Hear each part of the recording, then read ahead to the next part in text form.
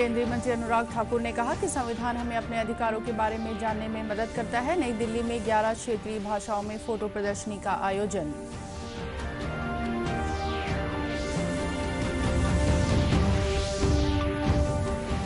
छत्तीसगढ़ में 2.5 साल के सीएम फार्मूले पर गरमाई राजनीति। मुख्यमंत्री समेत 50 विधायक दिल्ली पहुंचे।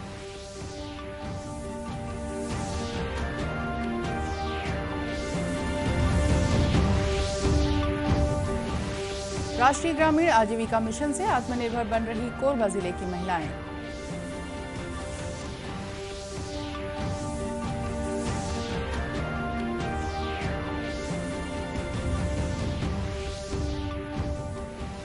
और कुरुद में आयोजित 3 दिवसीय आजादी का अमृत महोत्सव कार्यक्रम का समापन।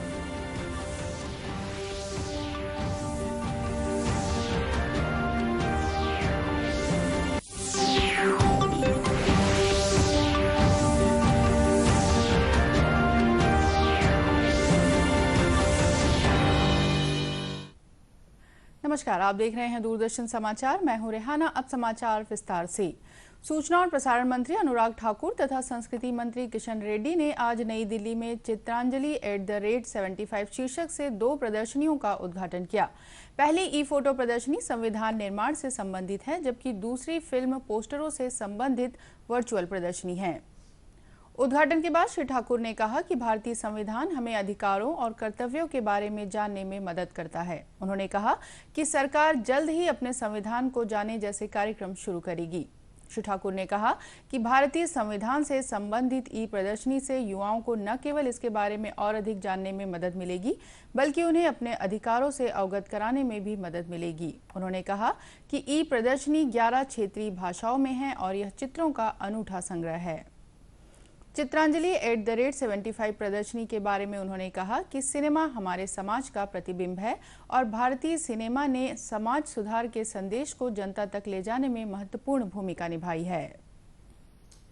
के बीच में जब भारत आजादी के 75 वर्ष मना रहा है, तो हम उनके बीच में ई फोटो एग्जीबिशन लेकर जा रहे हैं ताकि वो जान सकें संविधान बनाने की प्रक्रिया क्या थी। और कहीं ना कहीं हमारे आज के युवाओं को न केवल संविधान को पढ़ने का, समझने का, जानने का अवसर मिलेगा, संविधान में उनके लिए अधिकार क्या है, जहां एक और वो अपने अधिकारों को जान पाएंगे,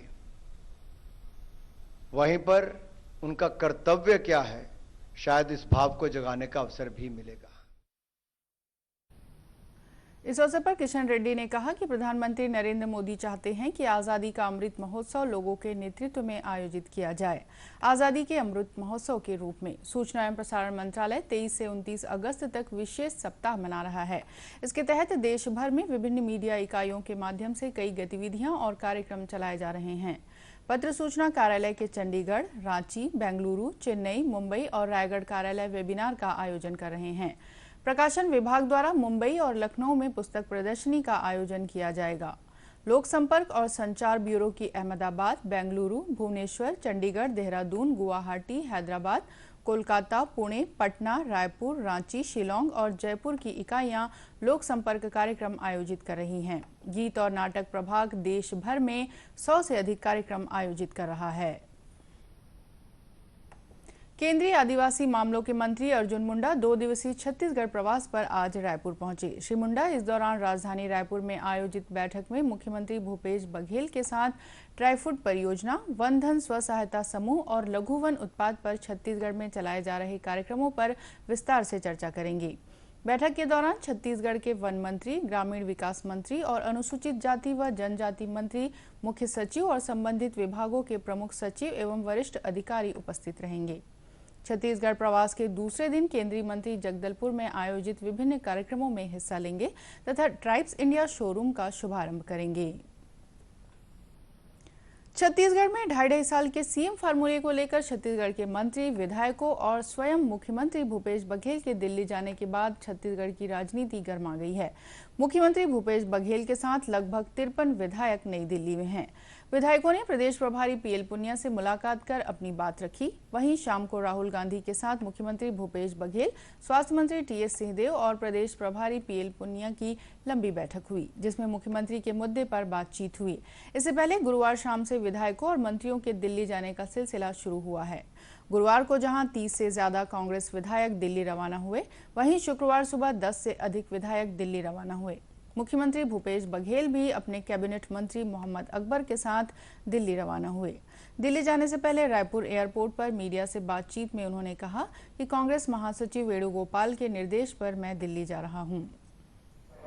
आज राहुल जी से मुझे मिलना है, तो उनके निर्देश पर मैं वापस दिल्ली जा रहा हूं।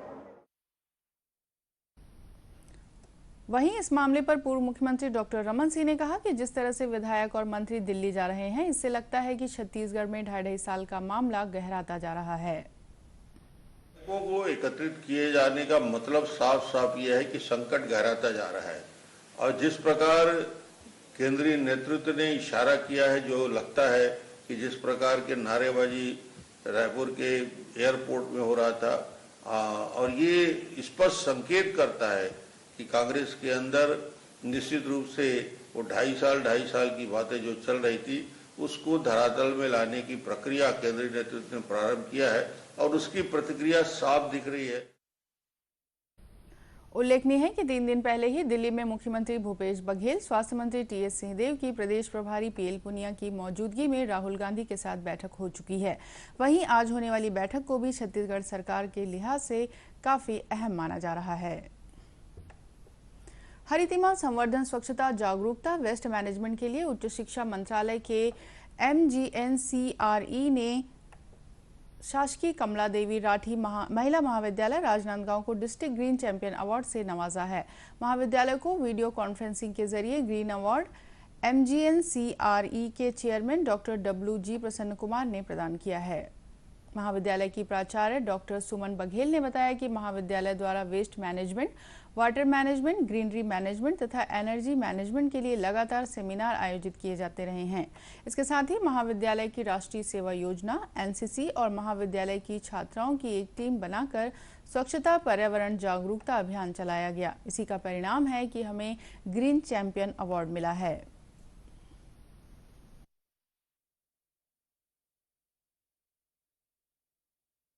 हम लोगों ने SAP के अंतर्गत काम किया, एक प्लान बनाया, जैसे उसमें था वाटर कंजर्वेशन और ये वो एनर्जी कंजर्वेशन आदि में काम किया गया है।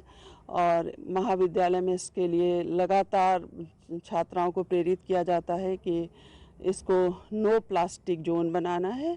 महाविद्यालय में वाटर संचयन के क्षेत्र में भी काफ़ी कार्य किया जा रहा है। 2 पॉन्ड बनाए गए हैं और वाटर हार्वेस्टिंग भी है। साथ ही वेस्ट मैनेजमेंट के लिए भी पिट बनाए गए हैं। बायोडाइवर्सिटी मैनेजमेंट कमेटी के नोडल अधिकारी डॉक्टर ओमकार लाल श्रीवास्तव ने बताया कि देश के 42,000 महाविद्यालयों के बीच आयोजित प्रतियोगिता में बेहतर प्रदर्शन के लिए यह पुरस्कार मिला है। महाविद्यालय हैं, लगभग 42,000 महाविद्यालय हैं, उनके बीच में कंपटीशन आयोजित हुआ जिसमें हमारे महाविद्यालय ने भी भागीदारी की और फिर ये इनाम घोषित किया गया। छत्तीसगढ़ राज्य में एकमात्र शासकीय महाविद्यालय को ये इनाम प्राप्त हुआ है इस वर्ष 2020-21 के लिए।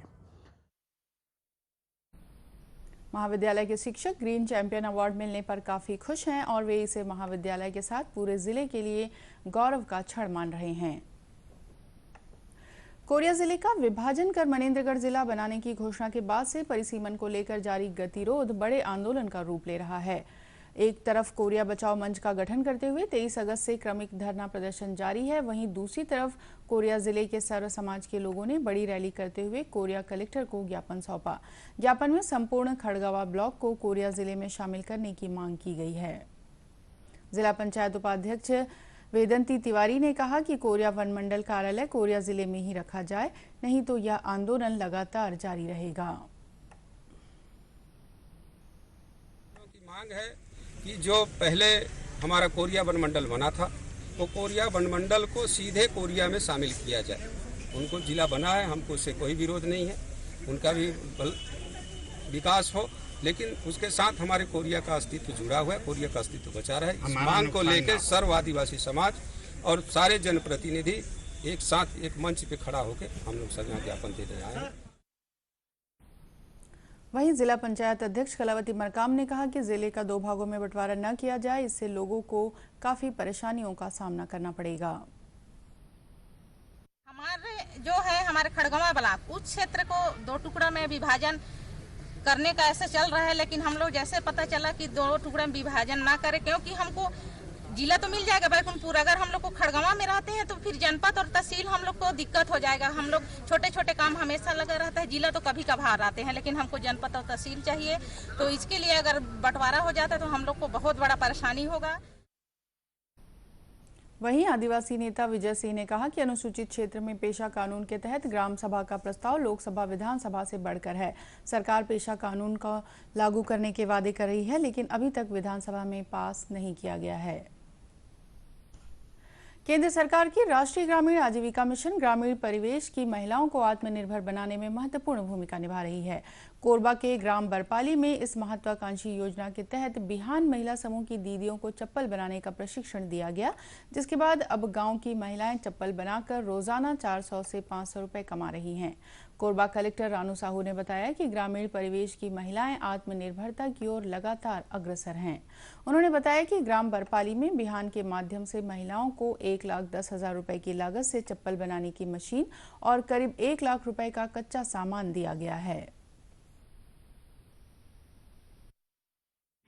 ग्रामीण परिवेश की महिलाएं जो हैं वो आत्मनिर्भरता की ओर अग्रसर है और कोरबा जिले में बिहान के माध्यम से हमारी विभिन्न महिला स्व सहायता समूह की दीदियां बहुत अच्छा काम कर रही हैं और उसके तहत बरपाली में महिला स्व सहायता समूह की 10 महिलाएं मिलकर चप्पल निर्माण का कार्य कर रही हैं। मशीन की लागत 1,10,000 है और प्रतिदिन ये महिलाएं जो है 100 चप्पल तक बना लेती हैं और उनको 500 रुपये तक की इनकम हो जाती है। गांव सरक बुंदिया में रहने वाली सावित्री ने बताया कि वह पहले घर के कामकाज और खेत तक ही सीमित थी। वर्ष 2019 में महिला समूह से जुड़ने के बाद समूह की दीदियां 20 रुपए प्रति सप्ताह जमा करती हैं।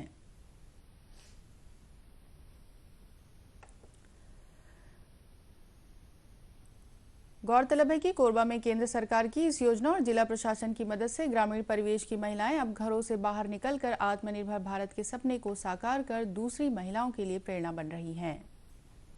धमतरी के कुरुद में आयोजित आजादी का अमृत महोत्सव कार्यक्रम का आज समापन हो गया। इस अवसर पर फिट इंडिया फ्रीडम रन 2.0 का आयोजन किया गया, जिसे नगर पंचायत अध्यक्ष तपन चंद्राकर ने हरी झंडी दिखाकर रवाना किया। इस अवसर पर उन्होंने कहा कि सूचना प्रसारण मंत्रालय द्वारा जो आजादी का महोत्सव मनाया जा रहा है वो बहुत ही अच्छी पहल है। इसके माध्यम से देश की आजादी के लिए अपना बलिदान देने वाले शहीदों के बारे में जानने का अवसर मिल रहा है।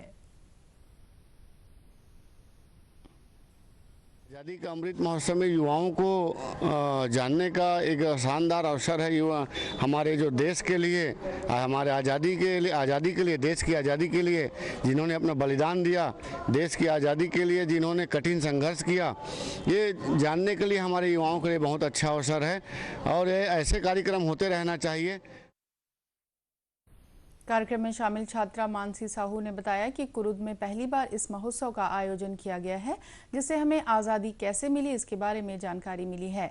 छात्र काजल यादव ने बताया कि इससे विद्यार्थी काफी प्रभावित हुए। छात्र वैष्णवी साहू ने बताया कि आज़ादी के आंदोलन से जुड़े लोगों के बारे में जागरूकता फैलाने की ज़रूरत है।